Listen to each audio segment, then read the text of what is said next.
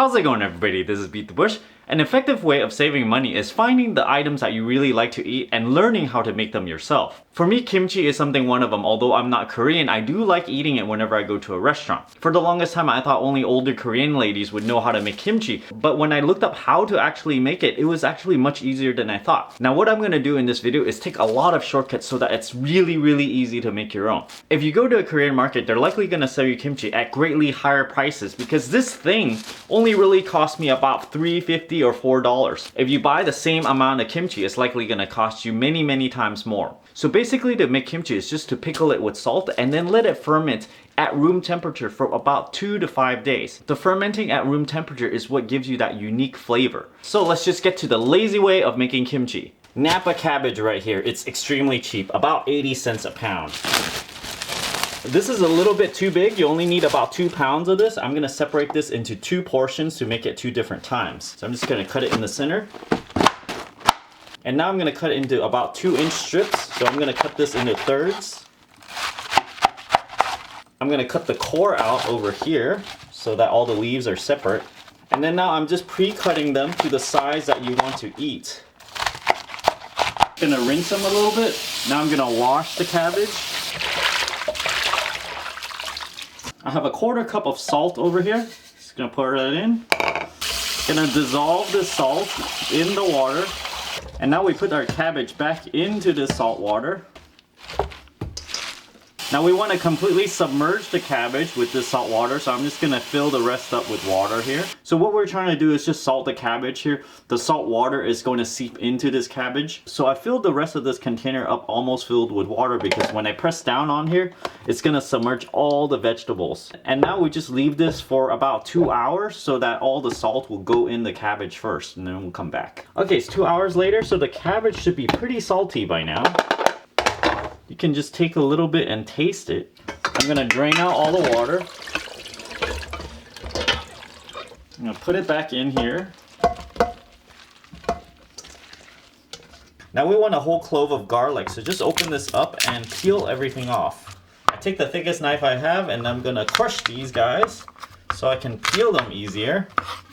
I like crushing them first before putting it in through the garlic press. I have this fancy pants garlic press over here, so I'm going to press all the garlic into this cabbage over here. Just press them one after another.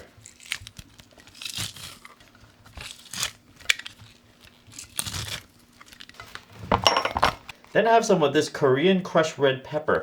It's only in Korean stores that I see really big bags of red pepper like this because I think they use a lot of red pepper in their cooking. So you do need to somewhat get large amounts of this stuff if you want to make a lot of Korean food. So this is the lazy way. I'm going to put in about 5 tablespoons of this stuff in here. 2, 3. I think 4 would actually do. Typically you have to go around rubbing all this stuff in red pepper and things. So I've devised this way where you pre-cut it and just kind of mix it around because this is the lazy way after all. And so this allows you to not need to do each leaf of the Napa. Use your hands, use gloves if you want to, but you know, I'm just going to go in there, just mix it all up. It's just salt, garlic, and crushed red pepper so far, and it smells really good. And I have done this recipe before, and yes, it does taste very close to your typical kimchi at your Korean restaurant. Since I don't have any ginger on hand, I'm gonna put a little bit of ginger powder in here. Mix it some more. So far, 1/4 cup salt, 4 tablespoons crushed red pepper, 1 clove of garlic, and a dash of ginger powder. And this is basically it. You just do this. And after it's all mixed up, just compress it down like this because you want it to ferment without oxygen. So press it down so that, you know, it doesn't have much oxygen left. This is the lazy man's way and the quick method after all. And then if I cover this like this, it's gonna have too much air. So what I'm gonna do is put this saran wrap over here on top and then try to minimize the amount of air that this cabbage comes in contact with so that it'll ferment, of course. Cover it up. I'm not gonna lock this in case it builds too much pressure because when it ferments, it actually generates more gases. So I don't want this to explode, so I'm just gonna loosely cover it like this. And you let this sit for 2 to 5 days. You can taste it once a day. You know, go in here, open it up, you know, taste it, see if it's to the level of fermentation that you like. Once it's ready, from 2 to 5 days. Then you put this in the fridge. So for now, you just put this aside and sit it at room temperature. This is 12 hours later. 24 hours later. 36 hours later. 48 hours later. Now it's actually smelling like kimchi. It needs a little bit sourness in order to do it. Now I'm gonna mix it around and make sure all the spices gets in there. I'm gonna add a little bit of fish sauce to it.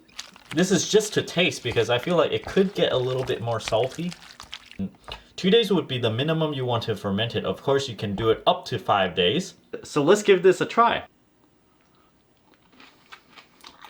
It could be a little bit more spicy for me, so you definitely want to adjust to your taste. How spicy do you want it? How salty do you want it? And also how sour you want it, which is how long you want to ferment it. After you're done with your adjustment, just put the lid on and store it in the fridge, and then you can take it out, eat just a little bit of it at a time, and it goes great with rice. So thanks for watching, everybody. I hope you enjoyed this lazy method of making kimchi. Apparently, this pickled part of this vegetable is actually really healthy for you, so do give this a try. If you're interested in supporting this channel, check out my Audible link down in the video description below where you can get a free audiobook. If you don't like this audiobook, you can cancel it before the subscription expires and you can still keep this audiobook for free and help benefit this channel.